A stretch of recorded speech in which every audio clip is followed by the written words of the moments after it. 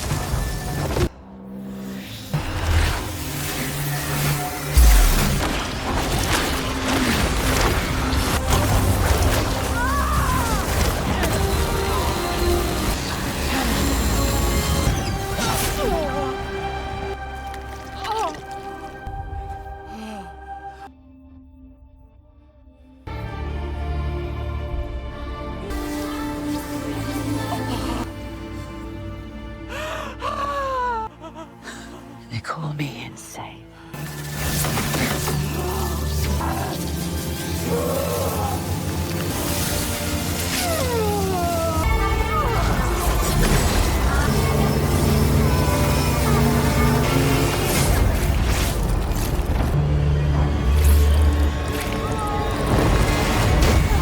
Lost forever in the fires of the shadow. But Moiraine Damodred was never the kind of woman to die quietly. She was Blue Aja, calm, calculating, relentless, and the fate of the entire world had been riding on her choices long before anyone realized it. This is the full story of Moiraine Damodred, her rise, her fall, and her unbelievable return in the Wheel of Time. Moiraine began her journey not as a queen or a general, but as a hunter, hunting for one man, the Dragon Reborn. Raised in the White Tower, trained in the arts of the One Power, she was chosen for the Blue Aja, the spies, the seekers, the ones who would give their lives for a cause. When the Aes Sedai received the ancient foretelling that the dragon had been reborn, Moiraine made her choice. She would find him before the Shadow did. Years later, her path led her to a small, quiet corner of the world, the Two Rivers. And on winter night, as Trollocs attacked and the village burned, she stepped forward. Calm, unshaken, a woman in blue silk standing against monsters. She saved the lives of 3 young men that night, Randall Thor, Matt Cawthon, and Perrin Ibarra, and set them on a road none of them could turn back from. From that moment, she became the hidden hand guiding their fates. Across shattered cities and cursed ways, through political traps in Caerhien and the White Tower's webs, she was always 2 steps ahead. Or at least she tried to be. She was mentor, protector, and manipulator all at once. She shielded the dragon from the shadow, and the shadow from the dragon, because she knew Rand's power could destroy the world if unleashed too soon. But even Moiraine could not control everything. Lanfear, one of the Forsaken, beautiful, and deadly, had her own designs on Rand. And in the Stone of Tyr, and later the docks of Caerhien, their games turned deadly. It all came to a climax in the land of Caerhien, near the docks of the river Erenine. When Lanfear attacked, Moiraine saw only one way to stop her: sacrifice. She threw herself and Lanfear through a terangrial gateway into another world, a place where time flowed differently and escape was almost impossible. To everyone who knew her, Moiraine was dead. Lan, her warder, felt the bond vanish. Tom Merrilin, the gleeman who cared for her more than he ever admitted, grieved in silence. Rand pressed on without her, but the loss left a hole in the pattern. And then, years later, the impossible happened. Matt Cawthon, of all people, stumbled into her prison, Through a bargain with the Eelfin and Aelfin, Moiraine was freed. But she was not the same. Her strength in the One Power was broken, diminished. She could never again channel as she once did. Yet her mind, her resolve, stronger than ever. She returned to Rand, not as his protector, but as his equal, and, in some ways, his last hope. Then came the last battle. The Shadow poured its armies across the world. The Dark One's touch twisted reality itself. And in the Pit of Doom, as Rand confronted the Dark One, Moiraine stood at his side with Nynaeve. They became the lifeline that held Rand to the pattern, feeding him the strength he needed to weave the greatest threads of the age. She didn't swing a sword, and she didn't lead armies. But without her, the Dragon Reborn would have failed. Moiraine Damodred was the quiet center in the storm, the one who reminded Rand that this battle was not about winning, but about choosing. When it was over, when the Dark One was sealed and the world survived, Moiraine did not take a throne or claim glory. She walked away with Tom Merrilin, the man she had trusted enough to leave her final letter to years before her death. It was not a perfect ending. She had lost much, and the world had changed beyond recognition, but she had kept her promise. The Dragon Reborn had been found, the last battle had been fought, and the wheel turned. Oh! Moiraine Damodred's story is not one of fire and spectacle, but of quiet, relentless will. She played the great game better than kings and queens, outmaneuvered the Forsaken, and faced down the end of the world, twice. And in the end, she proved that sometimes the deadliest weapon in the pattern is patience. Moiraine Damodred, born into the noble house Damodred of Caerhien, was destined for more than politics or inheritance. During the final days of the Aiel War, she bore witness alongside her friend and fellow accepted Siaoan Sanche and the Ameline Seat Tamra Ospenia to a pivotal foretelling: the dragon had been reborn. The keeper of the chronicles, Kitara Moroso, succumbed to the strain of her vision. Motivated by duty, Moiraine and Siuan compiled a secret list of candidates born near Dragonmount, one of whom would become the Dragon Reborn. Shortly after, Moiraine was raised to the shawl and abandoned the politics of her birthplace in favor of a singular, sacred mission to find and guide this prophesied dragon before the Shadow intervened. To aid her lifelong quest, Moiraine formed a deep bond with Lan Mandragoran, the uncrowned king of the fallen land of Malkia. They traveled to the remote region of the Borderlands, eventually crossing paths in Chachin and forming a bond that became unbreakable. Lan became her warder, and together they warred against the Shadow's encroachments, rarely returning to Tar Valon. For 20 years, they tirelessly scoured Elder lands, following rumors and portents of the Dragon Reborn's birth. Their relentless search ultimately led them to the quiet villages of the Two Rivers. On winter night, Trollocs descended upon Emond's Field. Moiraine, guided by forethought and preparation, persuaded and escorted Randall Thor, Mat Cawthon, Perrin Ibarra, Egwene Ovair, and Nynaeve Ulmira away from doom. Along the way, they braved dangerous foes and tests of character that would bind them into the fate of ages to come. At the eye of the world, Moiraine recognized Rand as the Dragon Reborn as he channeled in the face of death at the hands of the Forsaken Agenor and Baal Zamon. Though the townsfolk of Shi'Enar remained skeptical, Moiraine knew her purpose would finally begin in earnest: the road to Tear and the battle for destiny.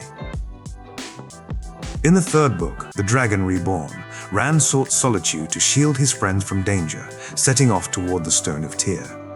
Moiraine, Lan, Perrine, and the Ogier Loyal pursued him across the land, battling Darkspawn and Darkfriends, all while guiding and testing his resolve.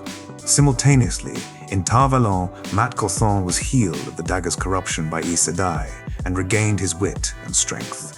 Meanwhile, Egwene, Nynaeve, and Elaine scoured the tower for the Black Ajar's traitorous network. Their paths converged. Ultimately, all roads led to Tear. Within the enigmatic Stone of Tear, alliances and betrayals intertwined. Baelal, one of the Forsaken, confronted Rand. And it was Moiraine who intervened, wielding balefire to destroy him at the cost of dangerous tampering with fate. Rand drew the fabled Kalendor crystal Sword of Kings, sealing his identity as the dragon Reborn. Although Baalzamon fell, it was Ishamael who remained the true threat. Tyr's populace bent the knee, heralding the rise of a new warlord, sacrifice and disappearance. Years passed as Rand's struggle grew darker and more fragmented. Then, during the fires of heaven, Moiraine confronted Lanfear, a Forsaken consumed by jealousy and ambition. She forced Lanfear through a mysterious red door portal into another realm. Stepping through herself, the door vanished. Both appeared lost. Lan fell to his knees. All believed Moiraine was gone forever. The heat of the Cairhien sun beat down on the docks of Cairhien's river harbor, yet the tension in the air was colder than any winter wind. The wagons bearing the Ter Angral for the Cairhien nobility's inspection had just rolled past when Moiraine sensed it. An oily ripple in the air, a sudden sharpness in the weaves of the One Power. Her eyes found the source instantly. Lanfear. The Daughter of the Night emerged with the grace of a predator. Her white dress luminous against the shadows, her beauty so sharp it was almost painful to look at. And she was furious. Her gaze locked on Rand Thor, blazing with possessive rage. Words were exchanged, accusations, promises twisted into threats, but Moiraine knew the Forsaken's mind was set. Lanfear would either claim Rand or destroy him. The first strike came like lightning. A spear of fire lanced toward Rand, forcing him back. Moiraine stepped between them without hesitation, weaving flows of air and spirit, deflecting the attack in a blinding flare. She could taste the strength in Lanfear's weaves, raw, ancient, and almost overwhelming. The dock became a battlefield of invisible forces. Planks shattered under the strain of flows of earth. Waves rose and crashed as water and air collided. Lanfear struck with speed and cruelty, weaving illusions that made her seem to be everywhere at once, striking from impossible angles. Moiraine countered with precision, each weave a calculated move to buy time and keep Rand alive. But Lanfear was stronger, and Moiraine knew it. She couldn't defeat her in open combat. The only path was through the twisted redstone doorway, Terangrial, the gateway to the Aelfin and Eelfin worlds, standing at the edge of the dock. In a final, desperate maneuver, Moiraine feigned a stumble, drawing Lanfear closer to the doorway. She let her guard drop just enough to invite a killing blow. When Lanfear lunged, Moiraine seized her, using their combined momentum to drive them both through the archway. There was a flash, a wrenching sensation as reality twisted, and they were gone. The doorway shattered into smoking fragments, cutting off any hope of immediate pursuit. On the dock, Rand stood frozen in shock. She was gone. The return. But Moiraine's story was not yet over. Not yet over. In Towers of Midnight, Matt, Tom Merrilin, and Noal Charon tracked her into the deadly realm of the Aelfin and Eelfin. Guided by luck and courage, they navigated a deadly labyrinth, making perilous deals and sacrifices, including Noal's heroic death to free her. When they escaped, Moiraine emerged physically frail and spiritually weakened, her channeling ability drastically reduced, drained by the Eelfin. However, she still retained her indomitable will and strategic mind. She entered a bond of affection with Tom, hinting at personal peace amidst chaos. For years, Moiraine was nothing more than a name whispered in grief and uncertainty. Many believed her dead. Others thought she had been lost beyond all rescue. Only a few, those who had truly known her, refused to accept her absence as the end. Tom Merrilin, the gleeman who had once seemed only a wanderer with a harp and a bag of stories, carried with him a quiet determination. Alongside Nynaeve Almiera, Noal Charin, and later Matt Cawthon, whose luck and stubbornness were matched only by his unwillingness to walk away from a challenge, Tom pieced together fragments of forgotten lore. Maps led to rumors. Rumors led to half-burned notes, and those notes spoke of the Tower of Genjai, a place that existed partly in the waking world and partly in the realm of the Aelfin and Eelfin, the same creatures who had taken Moiraine and Lanfear. The journey was perilous. The tower was not a place for the unprepared, and its gates did not open for the living without cost. Within its shifting silver corridors, light bent in unnatural ways. Whispers followed them, promising knowledge, power, or escape, always at a price. The group faced riddles that could kill, traps of twisted reality, and the strange, alien cunning of the eelfin.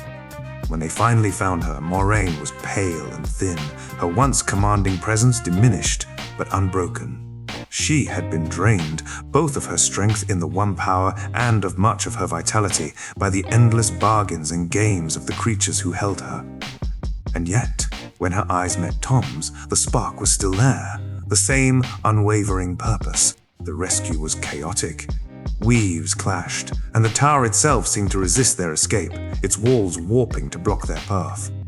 Matt's uncanny luck saved them more than once, guiding them to hidden ways just as enemies closed in. Tom's blades flashed in the dim light, cutting down threats that could not be bargained with. At last, they burst into the open air, the strange silver door sealing behind them. Moiraine was free, though forever changed.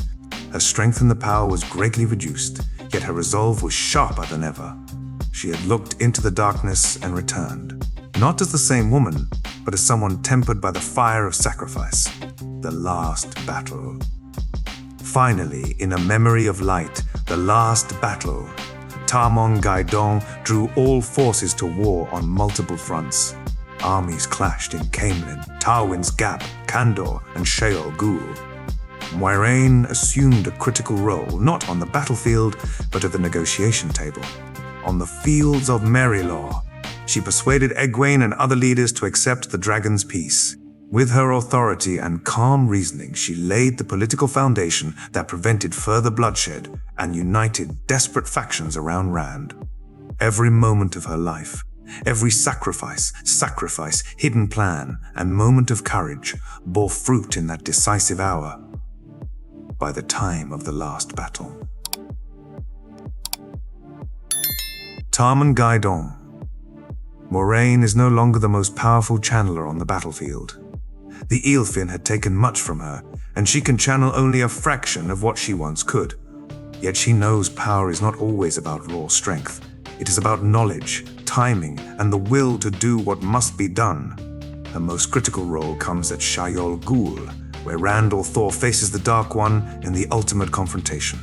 Moiraine stands beside Nynaeve Almiera, not to hurl fire or tear open the earth, but to support Rand in the spiritual duel that will decide the fate of the world.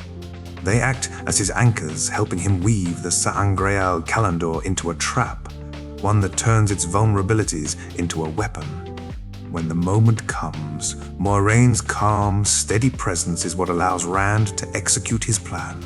Through Calendar, she and Nynaeve channel Sadar into Rand, while he draws Sedin and even the true power, creating a perfect circle that the Dark One cannot anticipate. Her ability to maintain control under unimaginable pressure is as vital as any sword or spell in the battle outside. Elsewhere, her influence is felt in the strategy of the Allied forces. Her experience in politics and war allows her to coordinate between disparate leaders. The Aes Sedai, the Shan-Shan, the armies of Andor, and the Borderlands. Moraine's voice carries weight. When she speaks, even monarchs listen. Though she does not lead charges or destroy armies with a wave of her hand, Moraine's role is one of precision and leadership. A reminder that battles are won not just by the strongest, but by the one who sees the shape of the war and acts at the exact moment to turn the tide. The culmination of Moiraine's life was not a grand death or martyrdom. Rather, she retreated into peace. She married Tom Merrilin, choosing love and quiet over power. She watched as the dragon's burdens lifted, and as the Fourth Age dawned. Her mission complete, she became a legend, a mother of the age to come.